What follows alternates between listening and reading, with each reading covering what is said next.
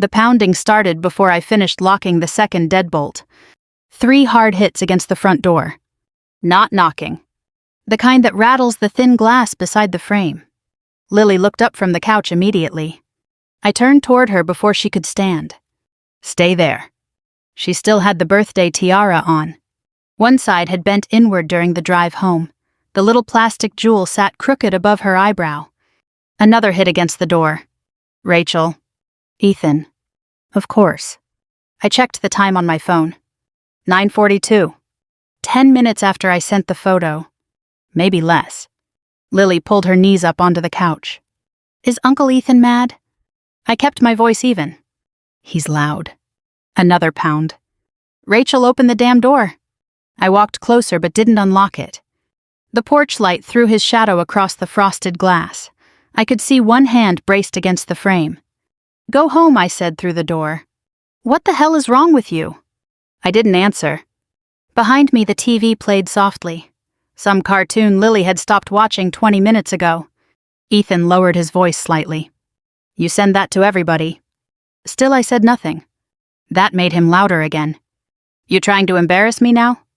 I looked back toward the couch. Lily was pretending not to listen. That was the worst part. Kids pretending. I stepped away from the door. Another hard knock followed immediately. Then my phone buzzed. Mom? I stared at the screen for a second before answering. What? Rachel. That tone. Soft, careful, already tired. Open the door. Number. He's upset. I almost laughed at that. Outside, Ethan hit the door again. Mom lowered her voice. You didn't need to send that picture. I looked at Lily. She had started peeling the sticker off a juice bottle with one fingernail. Slowly. Like she was concentrating very hard. She sat there alone, Mom. I know, but... No, you saw it. Silence. Then Ethan shouted through the door again. She's acting insane. Mom exhaled softly into the phone. You know how he gets... There it was. The sentence everybody used before asking me to absorb something. I leaned against the wall beside the door. When did he buy gifts for all the other kids? Mom didn't answer immediately. I don't know. Yes, you do. Another silence. Longer this time. Then she said quietly, Can we just talk tomorrow? Outside, Ethan stepped off the porch. I heard gravel crunch beneath his shoes. Then his truck door opened. Fine, he yelled, fine, be dramatic. A second later, the engine started. Headlights swept briefly across the living room curtains. Then he drove away. Mom stayed on the line. You know he's under pressure. I closed my eyes for a second. Lily's 8. I know. No, I don't think you do. She went quiet again. I heard the television in the background at her house. Dad probably sitting in his recliner pretending not to hear any of it. Mom finally said, Call me tomorrow. Then she hung up. I stood there another minute before locking the chain too. When I turned around, Lily looked away quickly. Like she hadn't been watching me. You okay? I asked. She nodded too fast. Yeah. I walked over and sat beside her. The couch dipped under my weight. She leaned slightly against my arm without looking at me. Her little tights were snagged at one knee, pink threads sticking out. I liked the cake, she said. I looked at her. Me too. And Ava said she wants another sleepover. Good. She nodded, then picked at the bent edge of the tiara. I think Uncle Ethan forgot my present. I didn't answer right away, because that would have been easier.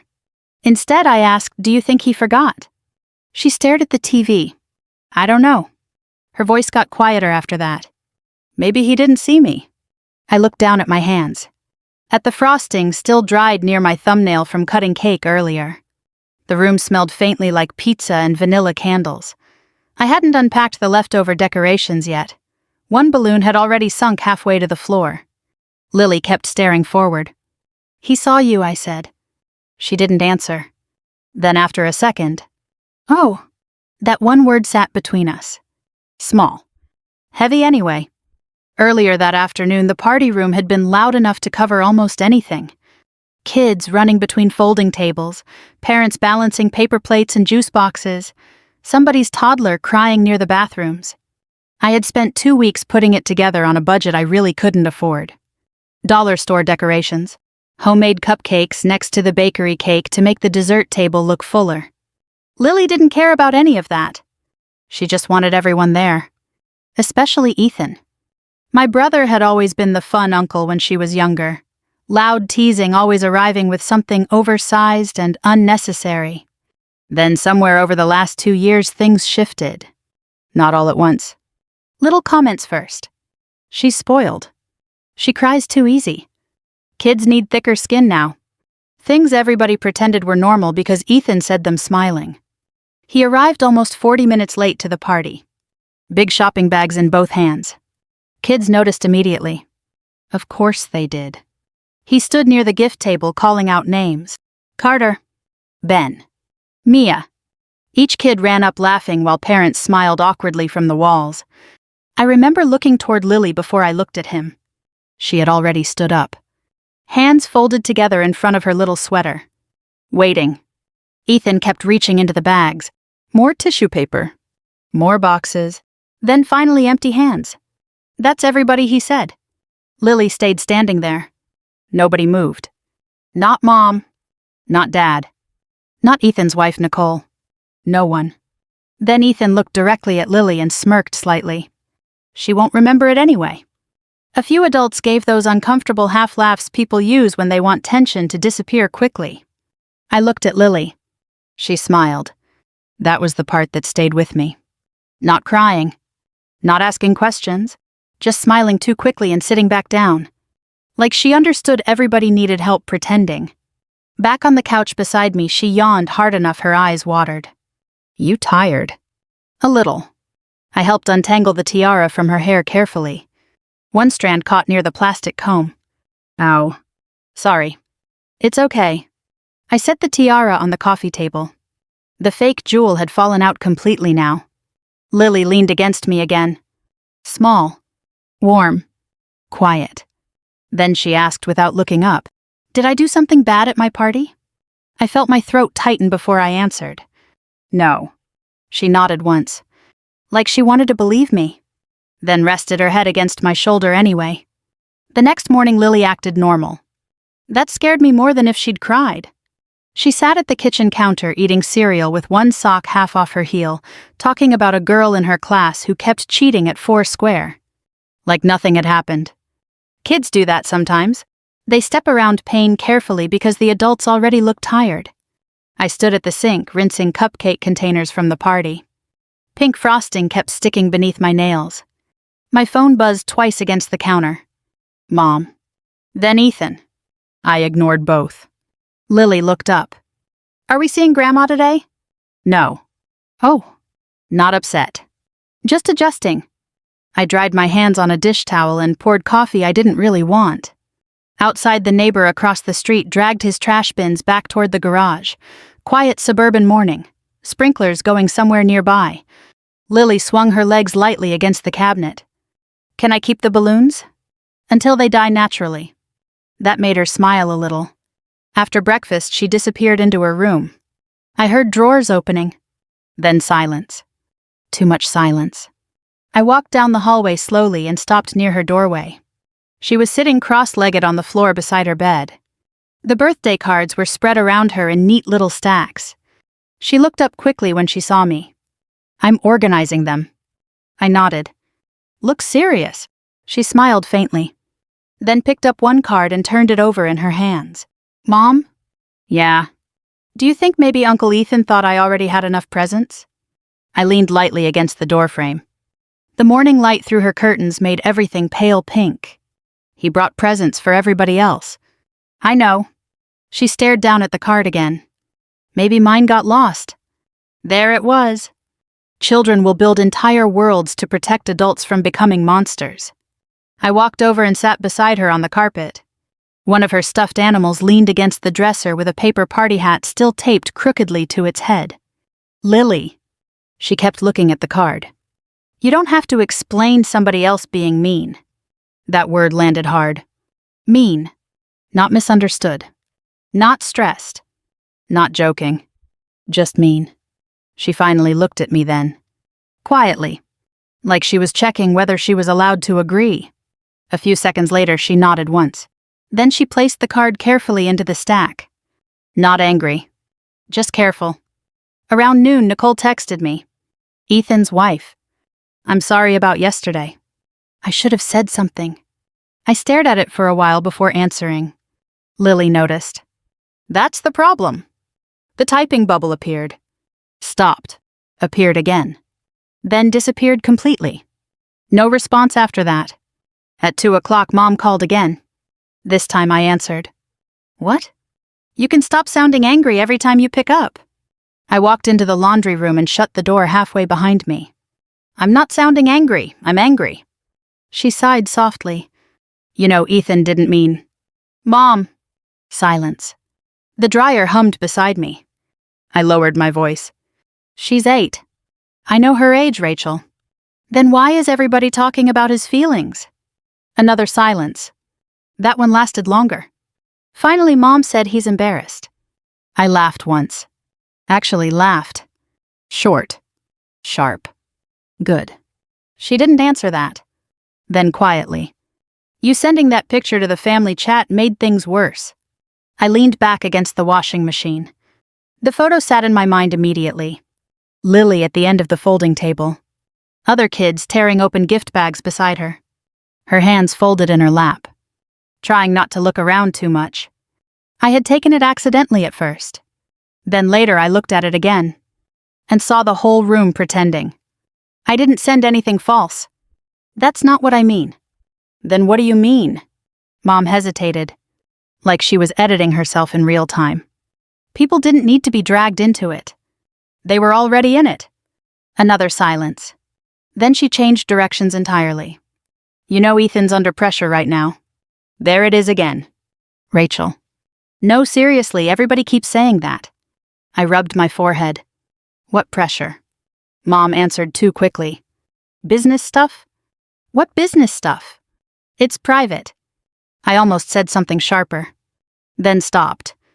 Because suddenly I remembered Ethan arriving late yesterday in that expensive truck he absolutely could not afford. The one he bought 6 months ago after landing that big construction contract. And I remembered Nicole barely speaking at the party. Her wedding ring missing. Little things. Tiny shifts. Mom lowered her voice again. He's had a hard year. I stared at the dryer turning slowly beside me. That gives him permission to humiliate a child. No. Then stop saying it like it does. She exhaled heavily. Like I was making things difficult instead of simply refusing to carry them quietly. You've always been better at letting things go, she said. There it was. The real sentence. Not about Ethan. About me. I closed my eyes briefly. Growing up, Ethan broke lamps. I cleaned them up. Ethan yelled. I apologized first because it ended faster. Ethan got called sensitive. I got called mature. Same family. Different jobs. Rachel. I opened my eyes. What? I just don't want this becoming permanent. I looked toward the hallway where Lily's bedroom door sat half open. It already is. Mom went quiet again. Then softly. You know he loves her. I thought about Lily smiling yesterday so nobody else felt uncomfortable. No, I said finally. I think he loves being forgiven. After we hung up, I stood there another minute listening to the dryer spin. Then I walked back toward Lily's room. She was lying on her stomach coloring something carefully with markers. When she saw me, she held up the page immediately. It was a drawing of the birthday party. Cake. Balloons. Kids. Everybody smiling. Except one little figure near the end of the table. No present in front of her. Just empty space. Lily noticed me looking at it. Then quietly reached over and slid another sheet of paper on top. 3 days later, Nicole showed up at my house alone. I almost didn't open the door. Not because I was angry at her. Mostly because I was tired of people arriving already prepared to explain Ethan to me. But when I looked through the window beside the entryway, she just stood there holding a grocery store flower bouquet wrapped in cloudy plastic. Not dramatic flowers. The cheap kind near the checkout lanes. I opened the door halfway. Hey. Hi. She looked exhausted. Mascara smudged slightly beneath one eye like she'd rubbed it hours earlier and forgotten about it. I was nearby, she said.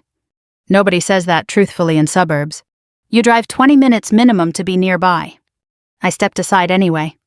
Come in. She thanked me quietly and walked inside. Lily was at school.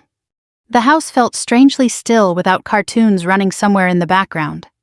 Nicole set the flowers carefully on the kitchen counter. You didn't have to do that. I know. Neither of us touched them again. I made coffee mostly to have something to do with my hands. Nicole sat at the table turning her wedding ring around slowly with her thumb. Except it wasn't really on her finger. Just looped loosely through the chain of a necklace. I noticed that immediately. She noticed me noticing, then tucked it beneath her sweater. You want sugar? No. I sat across from her. Steam rose between us. Finally, she said, he knows you hate him right now. I looked down into my coffee. I don't hate Ethan. That surprised both of us a little. Because it was true. Hate takes energy. What I felt lately was flatter than that. Nicole nodded faintly. He said you embarrassed him on purpose. I didn't send commentary, just a picture. I know. The kitchen clock ticked softly behind us. Nicole stared down at her cup, then said almost too casually, he's been weird for months. Months. Not days. Not since the birthday. Months. I leaned back slightly in my chair. What kind of weird? She let out a small breath through her nose. The kind where every conversation turns into accounting. I waited. He keeps talking about fairness. She looked embarrassed saying it. Who got what? Who owes more? Who's appreciated? Her eyes lifted toward mine briefly. Stuff like that.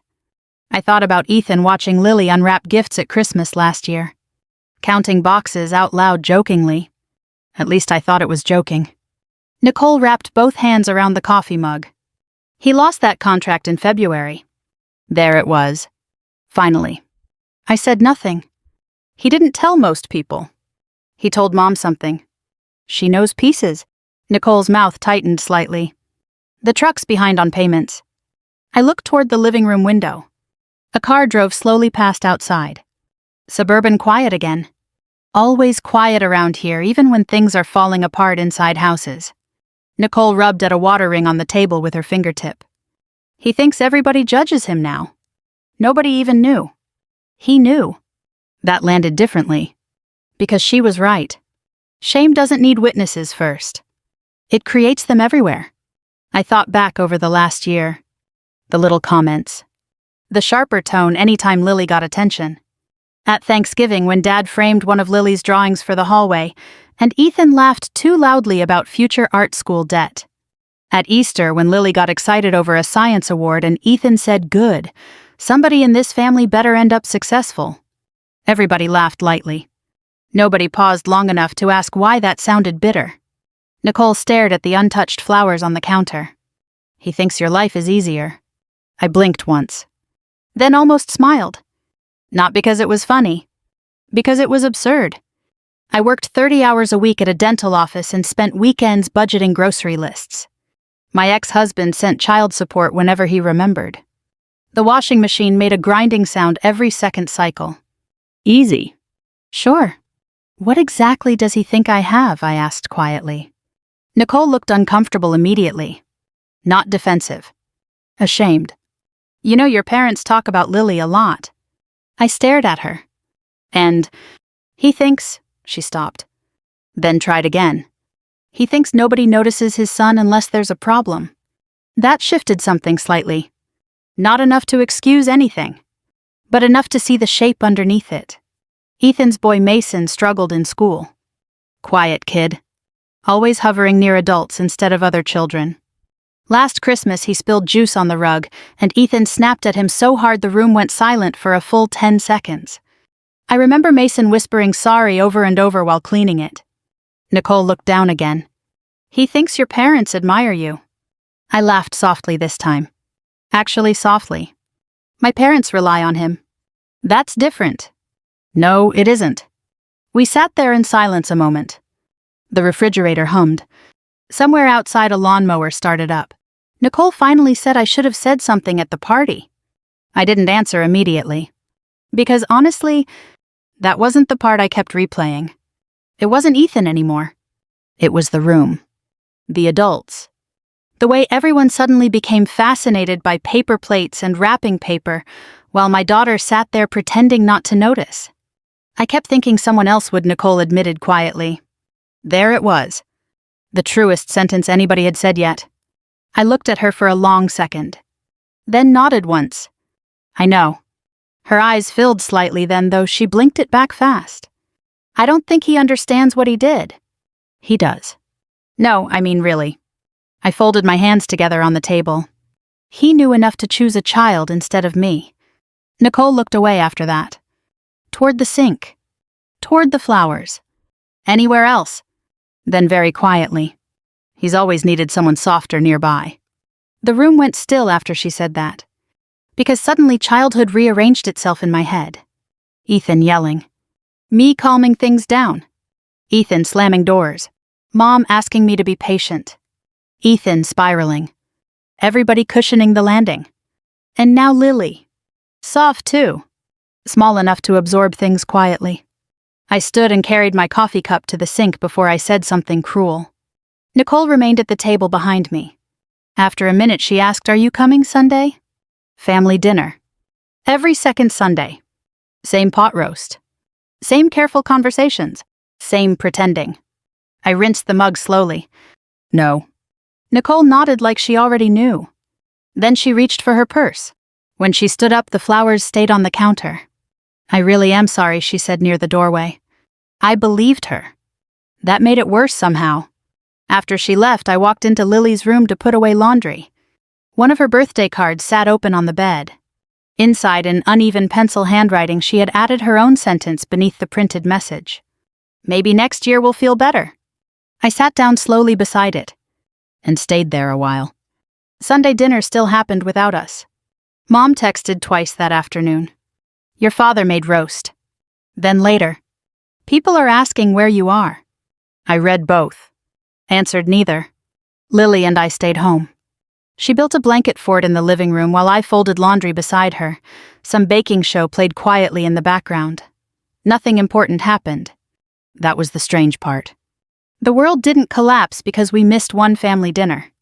No lightning strike. No dramatic confrontation. Just absence. Around 6:30, Lily crawled halfway out of the fort holding one of her stuffed rabbits. Can Bunny have spaghetti? Only if Bunny contributes financially. She blinked at me.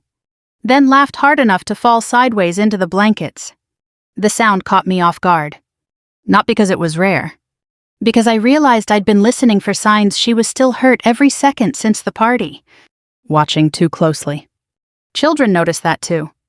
My phone buzzed again near 8. Dad this time. Not Mom.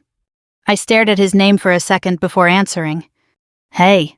Background noise immediately. Dishes clinking. Television low somewhere. You all right, he asked. Straight to it. That alone told me he'd probably stepped outside to call. Yeah. You sure? I leaned back against the couch. Lily was asleep inside the blanket fort now, one little foot sticking out near the edge. I'm fine. Dad exhaled slowly into the phone. Then silence. Not uncomfortable exactly. Just familiar. My father had spent most of my childhood speaking around things instead of through them. Finally he said, "Your mother's upset." I figured. She thinks this can still smooth over. I looked toward the kitchen. One of Lily's paper birthday decorations still hung crooked near the doorway because I hadn't bothered taking it down yet. No, I said quietly. I don't think it can. Dad didn't argue. That mattered more than agreement. After a moment he asked, "How's Lily?" Polite. That made him go quiet. Because he understood exactly what I meant. Another pause. Then finally. She shouldn't have had to sit through that. I closed my eyes briefly. There it was. The first clean sentence from anybody in the family besides Nicole. No, I said. She shouldn't have. Dad cleared his throat softly. You know your brother's struggling. I almost laughed again. Not because it wasn't true. Because everybody kept approaching the conversation like Ethan's pain automatically canceled everyone else's. He's 42, I said. He's also your brother. I stared at the sleeping shape beneath the blankets. And she's my daughter. Silence again. Longer this time. Then Dad said quietly, I know. I waited. He kept going. He's always been harder to manage. There it was. Not defend. Manage. Like weather. Like something unavoidable everybody else simply adapted around. I remembered Ethan throwing a chair across the garage when he was 16 because Dad wouldn't co-sign a motorcycle loan. Remembered Mom telling me afterward, just give him space right now. As if the explosion itself was less important than everybody else adjusting to it. Dad lowered his voice further. Your mother worries about him. She never worried enough about what he does to other people. That slipped out before I softened it. Dad didn't respond immediately. Then quietly. Number. I sat there very still after that. Because hearing my father admit something directly felt almost unfamiliar. The TV murmured softly in the background at his house. I imagined Mom rinsing dishes aggressively while pretending not to listen. Finally, Dad said Mason's having a rough time too. Ethan's son. I rubbed my forehead. How? He's getting bullied at school some. That hit low in my chest immediately. Dad continued carefully. Nothing severe, just kids being kids. I hated that phrase instantly. Kids being kids usually meant adults already decided not to interfere. He barely talks at dinner anymore, Dad added. I looked toward Lily again. At how carefully she had been moving through the last few days, too. Making herself smaller emotionally. Taking up less space. Different children. Same survival instinct. Dad sighed softly. I think Ethan sees attention like it's limited. That sentence stayed with me. Because suddenly I could picture it perfectly. Every compliment toward Lily becoming subtraction somewhere else in his mind. Every achievement. Every warm moment. Proof that somebody else mattered more. He wasn't like this when we were younger, I said quietly. Dad gave a tired little laugh. Yes, he was. I frowned slightly. No. He just used to aim it at you instead. The room went completely still after that. No television.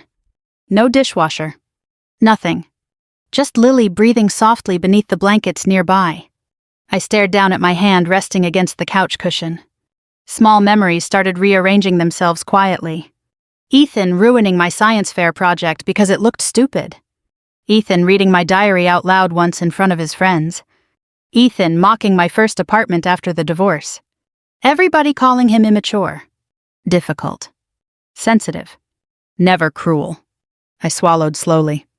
Dad spoke again before I could answer. You were easier, he said. Not proud.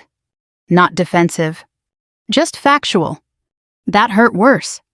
Because facts settle differently than insults. I looked across the room at Lily's backpack near the door, one zipper still hanging open from Friday. I think I taught her the same thing I said quietly. Dad didn't ask what I meant. Maybe he already knew. After we hung up, I sat there a long time without moving.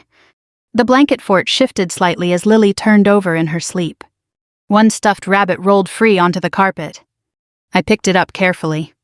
The fur was worn thin near one ear from years of being held. As I tucked it back beside her, Lily stirred slightly.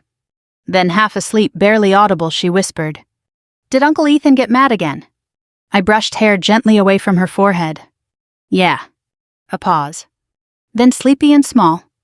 Was it my fault? Something inside me broke cleanly then. Not loudly. That would have been easier. Quiet breaks last longer. The next morning I emailed Lily's teacher. Not dramatic. Just practical. Hi, Melissa. Lily's had a difficult family situation recently. Nothing dangerous, but she may seem quieter than usual this week. Just wanted you to know. Rachel. I stared at the message before sending it. 3 sentences. Normal parent stuff. Still felt strange. Like admitting something out loud made it more permanent. After school pickup, Melissa stopped me near the classroom door. She's okay academically, she said quietly while kids ran past us toward the parking lot. I nodded. I know. She just apologizes a lot lately. That landed immediately. Not because it surprised me. Because it didn't. Melissa shifted the stack of worksheets in her arms. Yesterday, another student bumped her accidentally and Lily said sorry first. I looked through the classroom window. Lily sat at one of the tables, slowly zipping her backpack while the other kids shouted around her. Small. Contained. Exactly like I used to be. Melissa lowered her voice. She's very careful with other people's feelings. There are compliments that don't feel like compliments. I thanked her. Then drove home mostly in silence. Lily sang softly to the radio from the back seat for part of the drive. Then stopped suddenly. Mom. Yeah. Are we still seeing Grandma on Easter? 3 weeks away. Already she was calculating emotional weather in advance. I don't know yet. Oh. She looked back out the window after that. That night, Mom showed up without warning. I saw her car through the curtains just after 7. Lily was upstairs showering. Mom stepped inside carrying a grocery bag full of leftovers nobody asked for. Lasagna. Dinner rolls. A pie balanced carefully on top. I made too much, she said immediately. I almost smiled at the performance of it.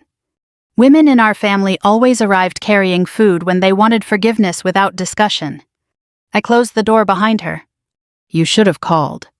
You probably wouldn't have answered. Fair enough. She walked into the kitchen, setting containers carefully onto the counter one by one. Avoiding eye contact. I brought Lily the lemon bars she likes. I leaned against the doorway quietly. Mom finally looked up. You look tired. So do you. That made her mouth tighten slightly. For a minute, neither of us said anything. Then she smoothed invisible wrinkles from her sweater and asked, Is she upstairs? Shower. Mom nodded. Good. More time before the performance of normal grandmother behavior started. She glanced toward the table. You're still upset. I let out a breath through my nose. Mom. What? You're talking about this like Ethan forgot to RSVP to something. Her shoulders stiffened immediately. I know what he did was wrong. But. No but. There was always a but. Even when unspoken. She crossed her arms lightly.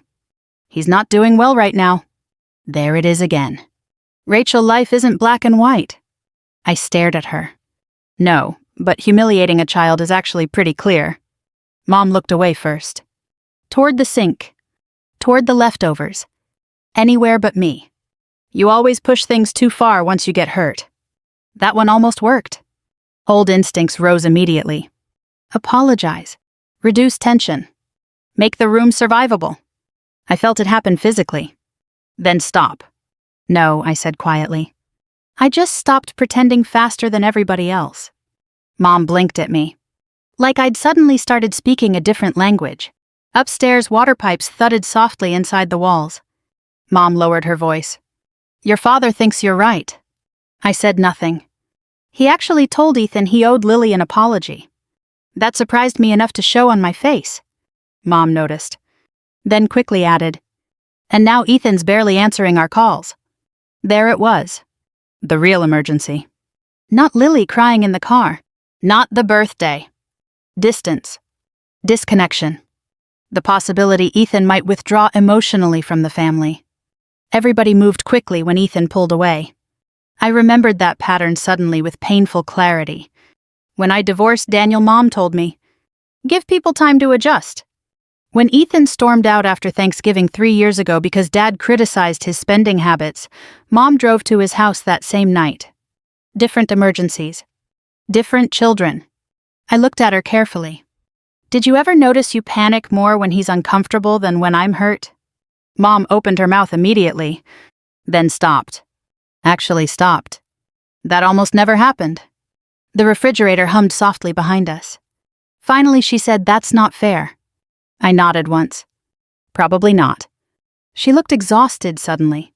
Older, too. Like maybe she'd spent years balancing something heavy and didn't know how to set it down anymore. I was trying to keep the family together, she said quietly. I believed her. That was the problem. People do real damage while trying to preserve things. I walked to the sink and poured 2 glasses of water. Set one near her. She stared at it a moment before sitting down slowly at the table. You know, Ethan wasn't easy as a child. I know. He'd explode over tiny things. I know. And you She shook her head faintly. You just handled things. There it was again. Not praise. Assignment. Mom rubbed at the edge of her glass with her thumb. We leaned on you too much. I didn't answer because if I did, my voice would probably change. Upstairs, footsteps crossed Lily's bedroom floor. Mom looked toward the ceiling instinctively. Then quieter. I think she's starting to notice. That sentence almost made me angry. Starting. Lily had already noticed enough to ask whether adults hated her. I pulled out a chair slowly across from Mom and sat down. When she asked if it was her fault, I said carefully I realized something. Mom watched me. I grew up believing love meant making excuses for people. The room stayed still after that. Then I added, and I taught her the same thing. Mom's eyes filled immediately. Not dramatic. Just sudden. She looked down at her hands. For the first time since the party, neither of us tried to rescue Ethan from the conversation. After that night, things got quieter. Not fixed. Quiet. Different thing. Mom stopped texting every morning pretending nothing happened. The family group chat slowed down too. Fewer photos. Fewer jokes. Even birthdays got simple. Thumbs up reactions instead of long threads. Nobody announced the shift. It just happened. Like everybody suddenly became careful where they stepped. 2 weeks later, Dad came by alone. Saturday afternoon. He brought Lily a puzzle from a thrift store because all the pieces were still there. That sounded exactly like him. Lily sat on the living room rug working on it while Dad helped sort edge pieces into little piles. He was patient with children in a way he'd never been with adults. Corner piece, Lily announced proudly. Dad nodded seriously. Strong start. I watched from the kitchen, pretending to wipe down counters already clean. After a while, Lily looked up. Grandpa. Yeah. Is Uncle Ethan still mad at us? Dad's hands paused over the puzzle box. Just briefly. Then he picked up another piece. I think Uncle Ethan's mostly mad at himself right now. Lily considered that. Then quietly. Did I make him feel bad? Dad looked at her immediately. No. Simple. Certain. No softening. No explanation attached. I felt something loosen in my chest hearing that. Lily nodded once and returned to the puzzle. Children need direct answers more than polished ones. Later, when Lily went upstairs to grab markers, Dad stood beside me in the kitchen. You got coffee? Probably. I handed him a mug. He leaned against the counter carefully like his knees bothered him more these days. For a minute, we just listened to Lily moving around upstairs. Then Dad said quietly, Your mother cried after you said that. I looked down into my coffee. About leaning on me. He nodded. She knew. I think she just never said it out loud before. I didn't answer. Because honestly, neither had I. Dad rubbed one hand slowly across the side of the mug. Families settle into patterns. That's a gentle way to describe it. He gave a tired half smile. Comes with age. The house smelled faintly like cinnamon from the candle Lily insisted on lighting, even though it barely carried scent anymore. Dad looked toward the stairs. She seems lighter. That word stayed with me. Lighter. Not happier exactly. Just less watchful. I leaned back against the counter. She keeps asking before she talks now. What do you mean? Like she's checking whether people are in a good enough mood first. Dad looked down immediately. Because he recognized it. I used to do the same thing. Still did sometimes. He exhaled slowly. Your brother came by the house Wednesday. I looked up. How'd that go? Dad let out a short breath through his nose. He wanted everybody to stop treating him like a villain. Of course he did. What did Mom say? She cried. I almost smiled despite myself. What did you say? Dad took a sip of coffee first. Then, I asked whether he'd apologized to Lily yet. That surprised me again. Not because it was extraordinary. Because my father usually avoided direct conflict like it physically pained him. And he said everybody was overreacting. I stared at the kitchen window. The neighbor's dog barked twice somewhere outside. Dad shook his head faintly. He kept talking about stress, money, pressure. I folded my arms loosely. He thinks pressure makes him special. Dad looked at me carefully after that. Then quietly. No, I think pressure makes him scared. That shifted something slightly. Not forgiveness. Just shape. I thought about Ethan's expensive truck. The lost contract. Mason getting bullied at school. The constant counting of who received attention and who didn't. Fear curdling into resentment because resentment feels stronger. Upstairs, Lily's footsteps hurried toward the stairs again. Dad lowered his voice quickly. Your mother asked if you'd come for Easter. There it was.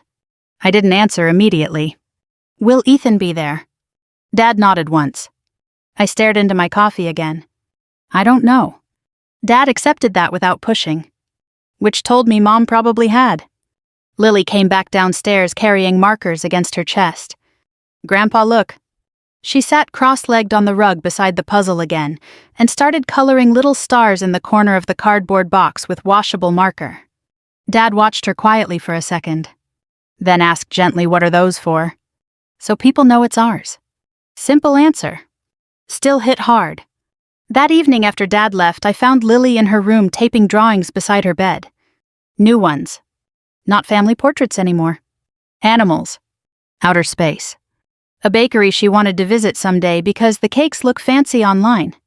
I sat carefully on the edge of the bed. You redecorating? A little. She smoothed one drawing flat against the wall, then glanced at me. Mom. Yeah. If somebody's mean a lot, she hesitated, do you still have to love them? There are questions children ask accidentally that adults spend years avoiding. I looked at her small hands pressing tape carefully into the corners of the paper. You can love people, I said slowly, but still not let them hurt you. She thought about that seriously, then nodded once, like she was filing it somewhere important. Before bed, I checked my phone one last time. One unread text from Ethan. No apology. Just, you turned everybody against me. I stared at it a long moment, then locked the screen without answering. For the first time in my life, I didn't feel responsible for fixing what my brother broke. Easter ended up at my house. Not officially. It just happened that way. Mom called 3 days before and asked carefully, would it be easier if we came there instead? Carefully. Like approaching a nervous animal. I stood in the kitchen holding my phone between shoulder and ear while frosting cupcakes. Yes, I said. No argument followed. That alone told me things had changed. Sunday morning, Lily helped hide plastic eggs around the backyard. The grass still held patches of brown from winter. Her sneakers came back muddy within 10 minutes. She didn't care. Not behind the grill, I called through the screen door. Why? Because that's where I forgot one last year. She laughed and ran off again. Inside, cinnamon rolls baked in the oven while I set paper plates onto the dining table. Nothing fancy. No matching decorations. No performance. Just enough chairs for the people I actually wanted there. Mom arrived first carrying flowers and looking strangely nervous in her own daughter's house. Dad followed behind her with a foil tray balanced carefully in both hands. No raisins this time, he announced toward Lily immediately. She grinned. Good. The ease between them surprised me a little. Not because they didn't love her. Because nobody seemed to be pretending quite as hard anymore. Mom moved carefully around the kitchen, helping without taking over. Another change. Usually she reorganized things automatically in other people's homes. Today, she asked first. Where do you want these? Counter's fine. She nodded. Simple. No tension attached. Around noon, Nicole came with Mason. Not Ethan. Just them. Nicole looked relieved before she even stepped fully inside. Mason hovered near the doorway uncertainly until Lily grabbed his hand and dragged him toward the backyard egg hunt immediately.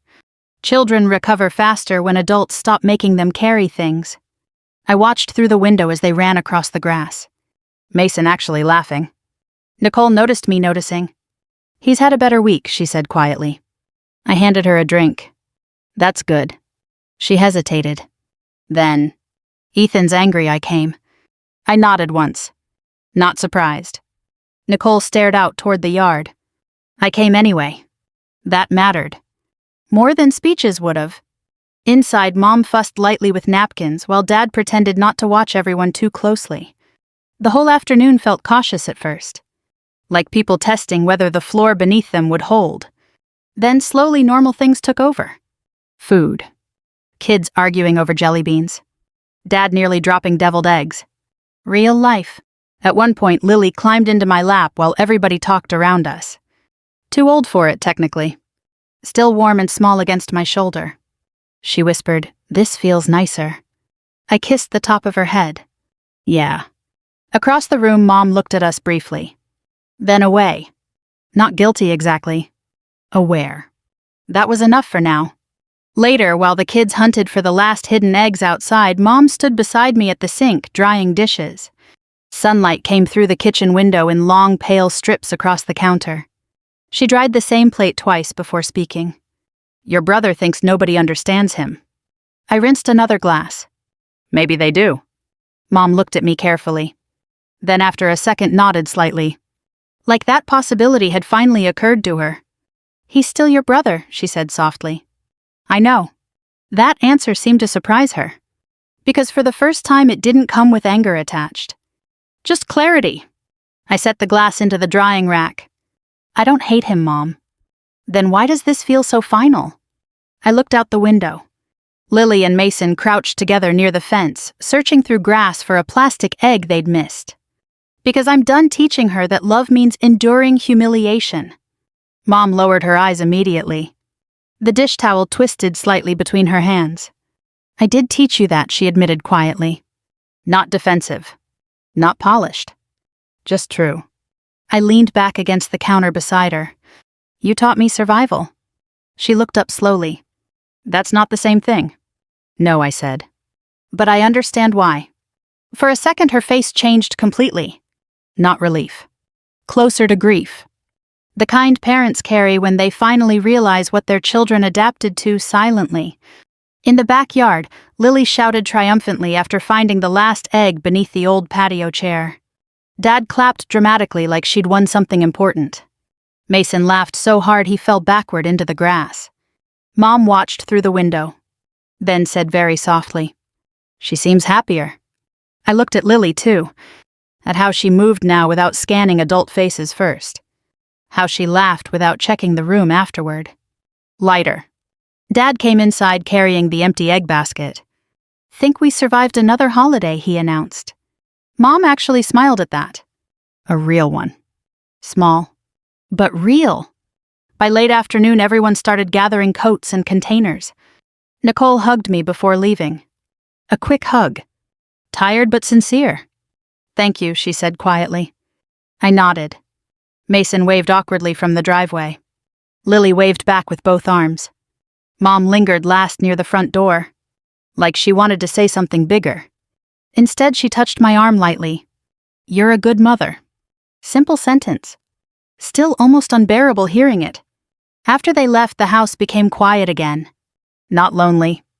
Just calm. Lily helped me collect plastic eggs from under the couch cushions and flower pots where children somehow always hide things. One egg rattled when she shook it. Empty. She frowned. "There's nothing in this one." I held out my hand. She dropped it into my palm. Lightweight. Bright pink. Cracked slightly along one side. "Guess we missed it before," I said. She smiled. Then ran off toward her room carrying chocolate in both fists. That night after dishes were done and the house settled completely, I stood alone in the kitchen a minute longer than necessary. The backyard lights glowed softly through the window. Quiet house. Safe house. Different thing. If you grew up learning peace mattered more than honesty.